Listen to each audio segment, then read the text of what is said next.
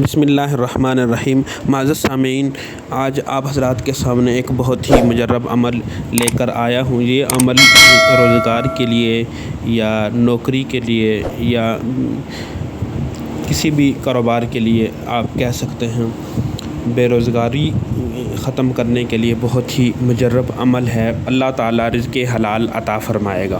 دوسری بات یہ ہے کہ یہ عمل آپ اگر خود نہیں کر سکتے تو آپ کے گھر کا کوئی فرد کر سکتا ہے۔ اگر آپ کی وائف کر سکتی ہے، بچوں میں سے کوئی کر سکتا ہے، یا آپ کی ماں بہن بھی کر سکتی ہیں۔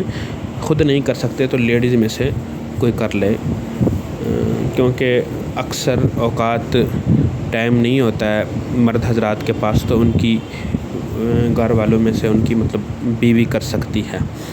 بہت ہی مجرب عمل ہے، بے روزگاری ختم کرنے کا قرآنی وظیفہ ہے۔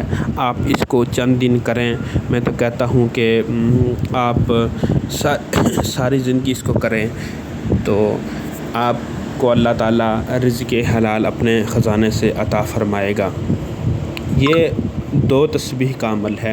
اس میں 2 تسبیح آپ نے پڑھنی ہیں۔ ایک تو آپ نے حسبنا اللہ و نعم الوکیل یا وارث یا نصیر، یہ والے جو الفاظ ہیں آپ نے ان کا ورد جاری رکھنا ہے، ٹھیک ہے، کچھ دن کے لیے، جب تک آپ کا روزگار یا آپ کے گھر میں سے کسی جس کے لیے کر رہے ہیں اس کا روزگار نہیں لگتا، تو جب تک نہیں لگتا تو یہ تسبیح آپ نے جاری رکھنی ہے، ٹھیک ہے، چلتے پھرتے بغیر تعداد کے یہ الفاظ آپ نے ان کو جاری رکھنا ہے۔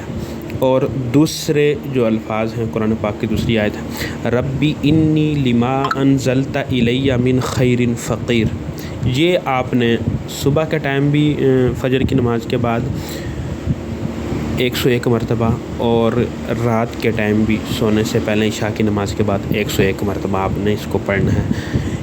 اول آخر 7 مرتبہ درود ابراہیمی پڑھ لیں، ٹھیک ہے۔ 2 عمل ہیں، ایک تو پہلے والا عمل حسبنا اللہ و نعم الوکیل یا وارث یا نصیر، اس کا آپ نے ورد رکھنا ہے۔ اور دوسری آیت جو میں نے آپ کو بتائی ہے، ربی انی لما انزلت الی من خیر فقیر، اس کو آپ نے صبح اور شام 101 مرتبہ آپ نے صبح کے ٹائم بھی پڑھنا ہے اور شام کے ٹائم بھی پڑھنا ہے۔ اور جب بھی آپ پڑھیں تو پورا دھیان اور توجہ کے ساتھ پڑھیں۔